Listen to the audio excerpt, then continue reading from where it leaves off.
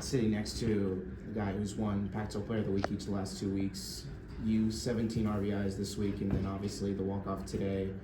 What necessarily how crazy has this week been for you, just emotionally and mentally at the plate, and then obviously just to get the opportunity to try to just close out not only the week but the season as a whole? Yeah, I mean, it's been a dream come true. I mean, this is where I've always wanted to be, and to be able to put myself in the positions that I put myself this week was just amazing. And so I wouldn't say my mind or my emotions went too crazy, but I just tried to stay consistent and do my thing, and it all worked out. So I was just happy it worked out. What was just the mentality in that dugout going into that following ninth inning? Obviously, you guys being down 5, you guys have had already a comeback already against UNLV late this season. I mean, any necessarily change in emotion, change of tone, change in approach going into that? Nope. I mean, I don't know if people count us out, but I mean, we sure don't count ourselves out ever. And so going into that, we just knew we had to take one good at bat at a time. And I mean, big props to Brock right here keeping us in there for the last couple innings. And once we kind of got to the point that we were at, we knew 5 wasn't going to be anything crazy. I mean, we put up way more than that in the inning, and so just trying to take one good at bat at a time. And then when we got to the point where we got the tying run to the plate, I mean, we just knew the game was in our hands at that point, and so just being able to trust ourselves and run away with it was awesome. Eddy, you haven't been on the mound in nearly 3 months. For you to get the opportunity late in this game where it may feel like that, it's a 6-7 game, feels like it's nearly garbage time, for you to get the innings that turned out to be major for your ball club tonight, what does that just feel for you considering the amount of time off you've had? I mean, it obviously feels really good, but just like the whole year, just being a good teammate and staying ready, waiting for my opportunity. So it was just good to get out there and hope you guys win. How do you prepare knowing that for the last couple of months, maybe you're not going to go out there, maybe you're not going to get those innings, even though obviously as a competitor, that's what you want, and now you get that spot? Like, how do you kind of reconcile all the rest that you've had the last couple of months, and now you get your moment? I would say just staying mentally ready, the first time out. I mean, just getting that experience and knowing what it feels like. And then this time I feel like I was definitely more prepared. So it helped a lot. Harris, you began the season as the leadoff hitter for this team, and obviously it's been, kind of tossing through, obviously through the outfield with Vu's resurgence and everything as such. But for you in senior night, in your last regular season game in this ballpark, for you to have the night that you had, how does that make you feel to know that you contributed so much to this team turning out to be a valiant victory? What does that mean for you? It was exciting. It was a good way to put Uni to rest for my career at least. But yeah, I was pumped up. I was pumped up that the team got a 1 and that I was able to contribute. It's meant a little bit more to me tonight than some of the other games have.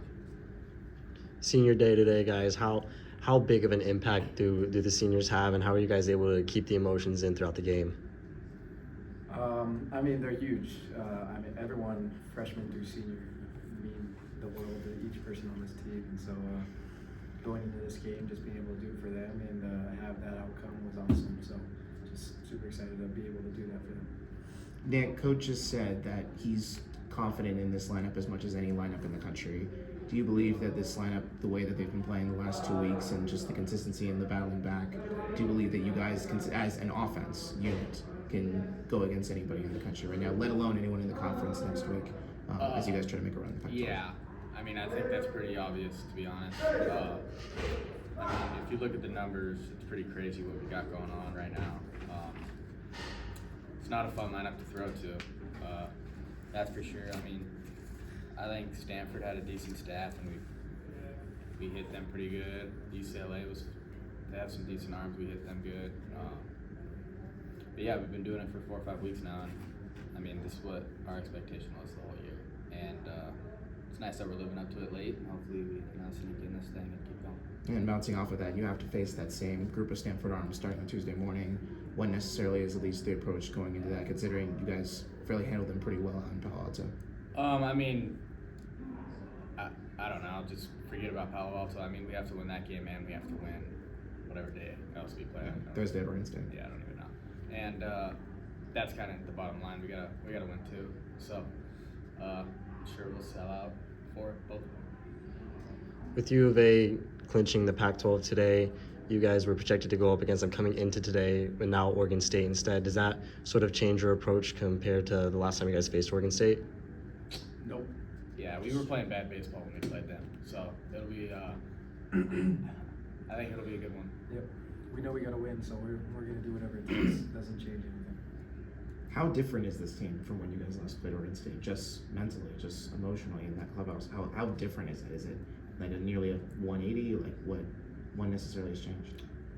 I don't think so. I mean, I think we all have there's a lot of personality in there, and I don't think that ever changed. That's for sure. I think it's it starts with Bloomy. He's definitely a little looser now since we're winning, so that's nice. Practices are better because of that. He did say, I heard him say, hold the throttle back. He has, which is nice. But yeah, I don't think we changed much. I mean, it's always nice to stay the same person every day, and our team's pretty good about that. So. What's the causative effect there? Is it he pulled the throttle and you guys started winning, or you guys started winning and you pulled back the throttle? Like, what kind of resulted into how you guys were able to get to your winning ways? No, I'd just say there's a lot of give and take. I mean, you gotta earn the ability to get lighter days and lighter practices, and so I just feel like I wouldn't say more of an incentive, but just like started playing better, started playing our game, and just allowed us to